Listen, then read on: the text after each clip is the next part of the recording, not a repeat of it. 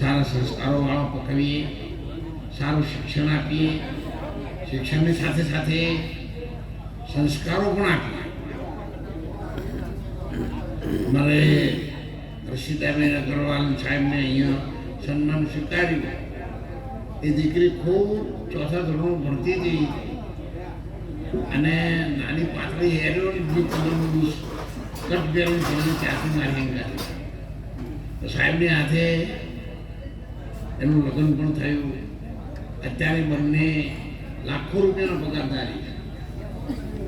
જ્યારે આ સમય જરૂર પડે તો સંદેશો મોકલીએ, બેન સાહેબ મારા તમે ચિંતા ના કરો, તમારે અમને કહેવાનું જ હોય.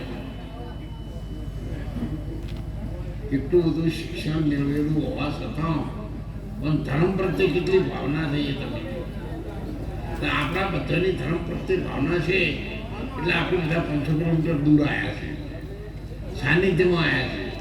પણ સાહેબ આજની ઘડી બીજનો થાવર વાર રામદેવજી મહારાજના નામથી ભગવાનના દરબારમાં તમારા નામે લખાઈ છે. અને એ કર્ણ રાજાની માફક કર્ણ રાજાએ વાવીનું પુણ્ય કર્યું હતું ને અને એને મધ્ર પડ્યું હતું ને એમ ભગવાનના દરવાજે આજનો દિવસ, આજનો ટાઈમ, આજનું દાન અને આપનો આપેલો સમય રામદેવજી મહારાજ સાક્ષી પૂરવા માટે તમારી આવી અને એમના ભરોસાને ચાલ્યા જઈએ છીએ. અમારા દશરથભાઈ પણ આ ટીવી મીડિયા માધ્યમ અને વેરમ મહારાજથી માંડી મારી આટલી ઉંમર સુધી આમ ભાઈ પણ થાય ને મારા કાકાના દીકરા પણ થાય.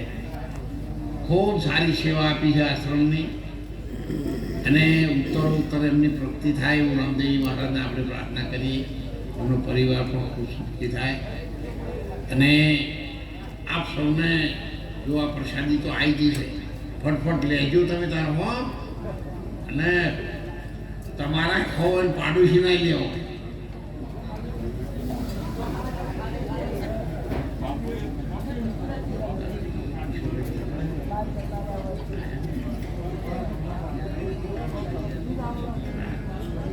પ્રતાપજી ઈશ્વરજી પ્રજાપતિ નોરતાથી આવ્યા છે. એમના તરફથી પણ આપણને 5100 રૂપિયા સંતોની. અમારે રમેશભાઈ દલપતિ સાથે છે, ખૂબ સેવા કરે છે. આમ તો આપણે ના લઈએ તો ચાલે એવું છે, પણ એમની ભાવના છે એટલે 1100 રૂપિયા એ પણ પૂનમના દિવસે સંતોની સેવામાં.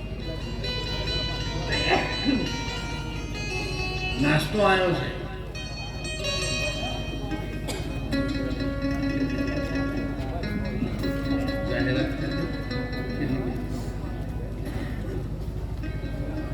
કુંભાજી ઉમરીના છે, ખેડૂત છે.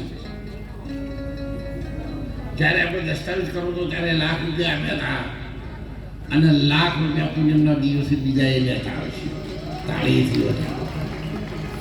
જો દેશી રૂમાલવાળા નહીં, નાવા રૂમાલ માત્ર બધી પડો પણ એ દાન આપી શકે.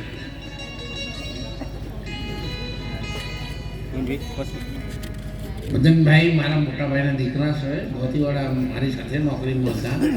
એમના તરફથી પણ 5000 રૂપિયા આપશે.